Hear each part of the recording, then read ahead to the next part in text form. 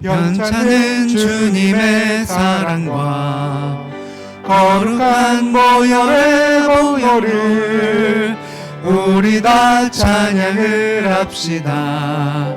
주님을 만나볼 때까지 예수는 우리를 깨끗게 하시는 주시니 그의 피 우리를 눈보다 더 희게 하셨네. 우리를 깨끗게 한 피는 무궁한 생명의 물일새 생대를 싸우며 나가세. 천국에 들어갈 때까지 예수는 우리를 깨끗게 하시는 주시니 그의 피 우리를 눈보다 더 희게 하셨네. 주님의 깨끗한 보혈을 날마다 입으로 간증해 담대히 싸우며 나가세. 천국에 들어갈 때까지 예수는 우리를 깨끗게 하시는 주시니 그의 피 우리를 눈보다 더 희게 하셨네. 십자가 튼튼히 붙잡고 날마다 이기며 나가세. 머리에 면류관 쓰고서 주 앞에 찬양할 때까지 예수는 우리를 깨끗게 하시는 주시니 주의 피 우리를 눈보다 더 희게 하셨네. 아멘.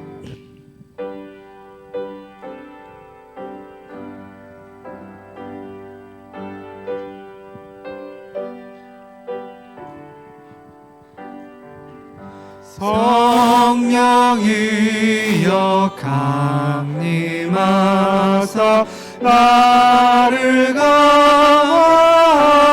가시고 애통하며 회개할 만 충만하게 앞소서. 예수여 비오니 나의 기도 들으사. 애통하며 회개할 만 충만하게 앞소서. 성령이여 강림하사 그 신권능 주소서. 원하옵고 원하오니 충만하게 앞소서. 예수여 비오니 나의 기도 들으사. 애통하며 회개할 만 충만하게 앞소서. 힘이 없고 연약하나 엎드려서 비오니 성령 강림 하옵소서. 충만하게 앞소서. 예수여 비오니 나의 기도 들으사.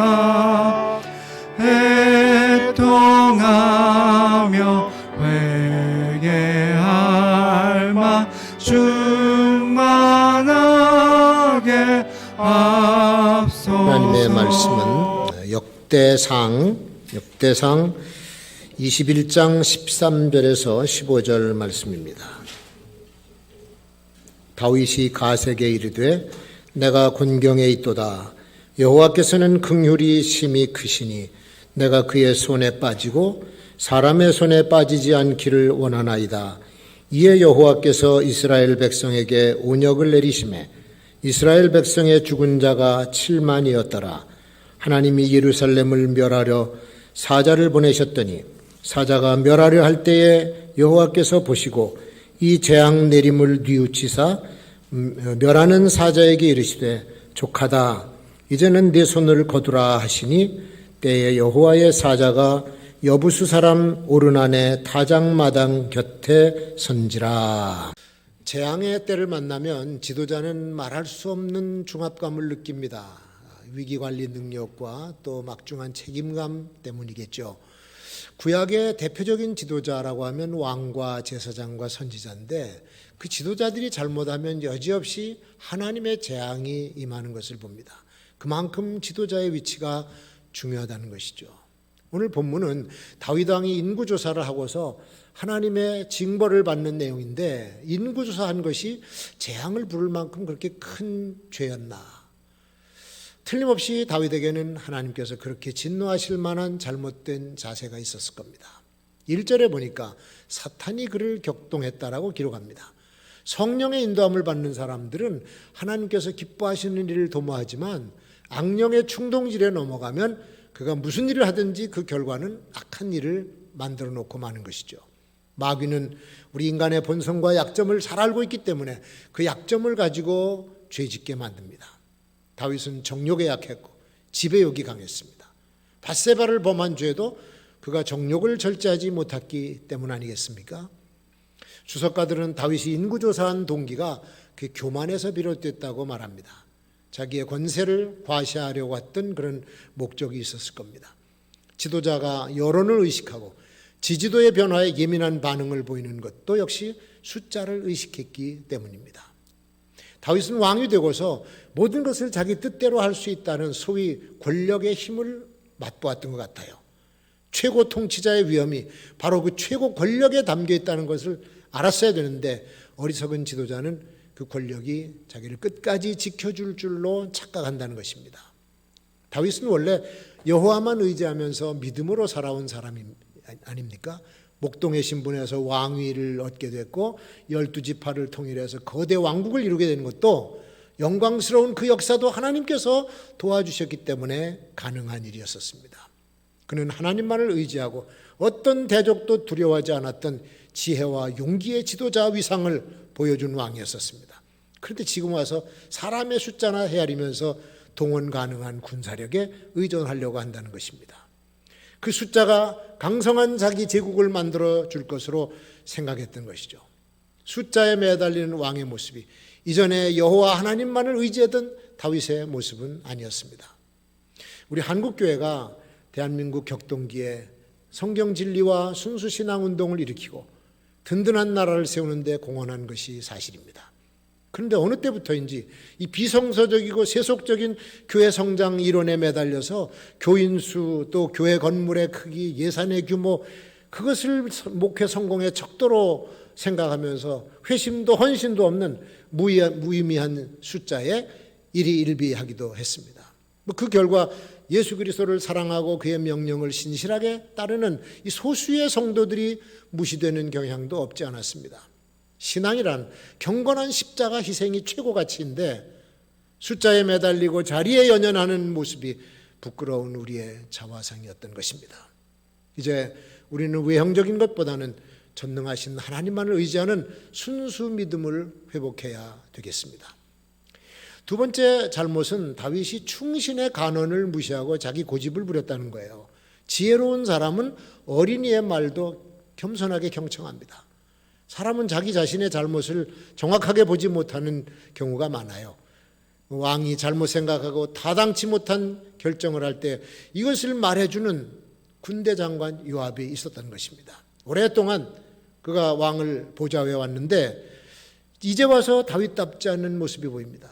전에는 중요한 결정할 때마다 여호와께 기도하고 응답을 받아서 시행했는데 지금의 다윗은 다른 이들의 자문을 전혀 듣질 않아요. 그리고 자기 생각대로 판단하고 무리한 정책을 내놓고 고집으로 밀어붙입니다. 그릇된 정책을 실행하려고 하는 왕에게 목숨을 걸고서라도 충원하는 사람이 그 나라에 있어야 백성이 재앙을 당하지 않는 법이 아니겠습니까? 악한 시대에는 충신이 미움의 대상이 되고 반면에 간신은 요직에 앉아서 만화무인으로 갖은 횡포를 다 저지르는 것입니다.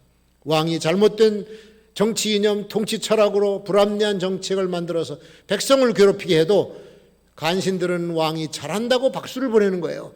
거기서 바른 말을 간하는 충신은 그들에 의해서 박해를 받게 되고, 그렇게 되면 피해 입는 사람은 백성들만 막대한 피해를 당하게 되는 것이죠. 잘못된 왕 때문에 국군이 기울고 백성은 비참한 운명을 맞게 되는 것을 우리는 역사 속에서 보고 있습니다. 다윗은 자기 고집대로 인구조사를 강행하려고 요압을 불러서 즉시 그 일을 수행할 것을 명령했습니다. 그러나 요압 장군은 왕의 명령보다 백성과 나라의 미래가 걱정되었던 신하였습니다. 그는 왕의 명령에 완전히 복종을 안 해요. 레위 지파, 베냐민 지파는 인구조사에서 제외하고 보고를 하죠. 왕의 그릇된 결정에 대해서 충신도 고개를 저었다는 것입니다. 지도자가 국가의 중대한 일을 결정할 때 겸손하게 하나님의 뜻을 묻고 충성된 사람들의 자문을 들으면서 왕국 발전을 위해서 올바르게 치리한다면 하나님도 그를 도와주시고 신하들도 기쁨으로 따르고 온 백성이 적극적으로 협력을 했을 겁니다. 그러나 왕의 잘못된 태도에 대해서 하나님께서도 고개를 저으셨습니다. 7절에 보니까 하나님께서는 그를 괘씸히 생각했다. 심판을 결정하신 거죠. 하나님이 심판 결정하실 때는 오래 참으시고 신중히 결정하십니다. 경고도 하시고 회개의 기회도 넉넉히 주시고, 그런데 범죄하는 인간은 자기의 불의와 잘못에 대해서 이렇게 오래 참아주는 것도 모르고 점점 더 죄 짓는 데 담대해지는 거예요. 그거는 자기가 앞으로 당할 끔찍한 심판을 쌓아 올리는 멍청한 태도이죠. 인내의 때가 끝나고 심판을 결정하시면 그때는 사람이 상상을 할 수 없는 재앙이 닥치게 된다고 하는 사실을 우리는 알아야 됩니다. 소돔과 고모라가 유황불로 멸망당할 때 그렇게 당한 거죠. 탐욕과 정욕 앞에서는 자기 조절이 생각대로 안 되는 것이 인간이라고 하는 존재입니다. 심판이 가까울수록 인간은 악한 심성, 그 더욱 더 악해진다고 하는 사실을 알아야 됩니다. 드디어 하나님이 심판을 결정하시고 선지자 갓을 다윗에게 보내서 3가지 심판 옵션을 제시합니다. 3년간 기근의 재앙을 받을 것인지, 아니면 석 달간 대적에게 패해서 칼에 죽을 것인지, 3일간 역병에 걸려서 죽을 것인지 하나를 택하라는 거예요. 이 3가지 재앙은 전형적인 심판의 도구입니다. 칼과 기근과 온역. 8절에 보니까 다윗은 이미 자기가 하나님 앞에서 큰 죄를 저질렀다고 하는 것을 깨달았습니다마는 회개의 때는 놓치고 난 후였었어요. 회개도 해야 될 때가 있는 겁니다. 죄 짓는 데는 고민도 없고 시간도 별로 안 걸렸지만 무서운 심판을 선택하는 옵션을 놓고는 피가 마르는 고민을 해야 했습니다. 다윗은 3가지 재앙 중에서 한 가지, 온역의 재앙을 선택합니다. 그리고 여호와께서는 이 백성 중에서 7만 명을 전염병으로 죽게 하셨습니다. 7만 명이라는 숫자는 당시에 예루살렘 거민의 숫자라고 그래요. 지도자를 잘못 만난 결과로 그 수많은 백성이 희생됐던 겁니다. 다윗은 심판으로 죽은 백성을 보면서 너무도 가슴 아파 백성이 뭔 죄가 있느냐 절규합니다. 자기가 잘못한 죄의 대가로 자기와 자기 아버지의 집을 치시고 이 백성들은 살려달라고 탄원하는 것이죠. 이 지도자의 자세입니다. 백성은 죽어도 자기만 살겠다고 하는 그런 지도자는 다윗은 아니었습니다. 하나님께서는 예루살렘을 완전히 멸망시키려고 작정하셨던 그 마음을 돌리시고 심판을 담당한 사자에게 그만하고 오른 안에 타작마당으로 가라. 그리고 다윗에게도 더 이상 징벌을 않을 것이니 너도 오른 안에 타작마당에 가서 제단을 쌓으라고 명령하십니다. 예배를 회복하라고 한 얘기죠. 그리고 전에 가졌던 순수신앙을 되찾으라고 하는 뜻입니다. 여러분, 오늘 우리가 겪는 코로나19 재앙 시대에도 지도자는 재앙을 보는 시각을 하나님의 징계 내지는 경고라는 의식을 가지고 자기를 잘 돌아보면서 하나님과 사람들 앞에서 바른 지도자의 자세를 가져야 할 것입니다. 그리고 예배를 회복하고 순수한 신앙으로 돌아가야 됩니다. 그러면 하나님께서 이 재앙을 거두어 주실 것이고 재앙을 통해서 새로운 세계, 빛나는 세계를 우리 앞에 틀림없이 열어줄 줄로 믿습니다. 이제 우리 두 가지 기도 제목으로 기도하겠습니다. 대통령을 위시한 각계각층의 지도자들이 하나님 앞에서 회개하면서 바른 자세를 갖도록 기도하시고, 두 번째, 한국교회의 지도자들, 목사, 장로들이 하나님 앞에 회개하면서 바른 신앙의 자세로 성도들을 이끌어갈 수 있도록 우리 한번 통성으로 기도하시겠습니다.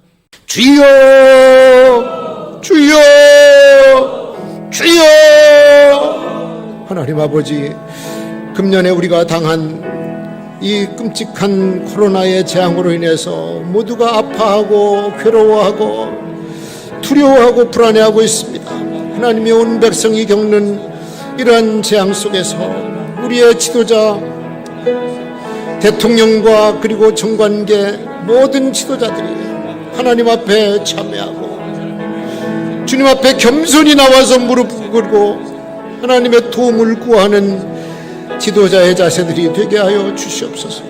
그래서 지금까지 싸우고 다투고 분열해서 서로 고성을 지르며 끝이지 않는 분쟁과 갈등 속에서 살아왔던 우리의 모습들을 다시 한번 주님, 저들이 부드러운 마음을 주님으로 도받아서 이 나라 모든 백성들이 화목이 되고 여야가 하나가 되고 지도자와 백성들이 일치단결해서 통일의 역사를 이뤄갈 수 있도록 도와주시옵소서.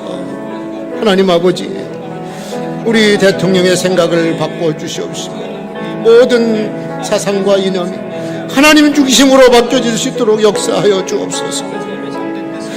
우리 한국교회를 위해서 기도합니다. 교회의 모든 지도자들, 연합회장들, 주님 마음을 겸손하게 낮춰주시고 각 교단의 총회장 그리고 주님 감독, 우리 개교회의 목회자들이 교만에 빠지지 않게 하여 주시고 경건함을 되찾게 하여 주시옵시고, 하나님 아버지, 세속적이고 이기적인 모습을 주님 회개하면서 하나님 앞에 주님의 교회를 바로 세워가는 지도자들이 되게 하여 주옵소서.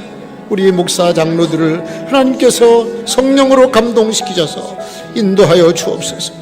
코로나 재앙으로 인해서 우리가 고통받을 뿐만 아니라 우리의 심령을 새롭게 하고 우리의 가정을 새롭게 하고 교회와 나라가 모두 정결케 되는 역사가 일어나게 하여 주셔서 재앙이 다 물러가면서 새 시대의 아름다운 역사가 다시 창출되는 축복이 있게 하여 주시옵소서.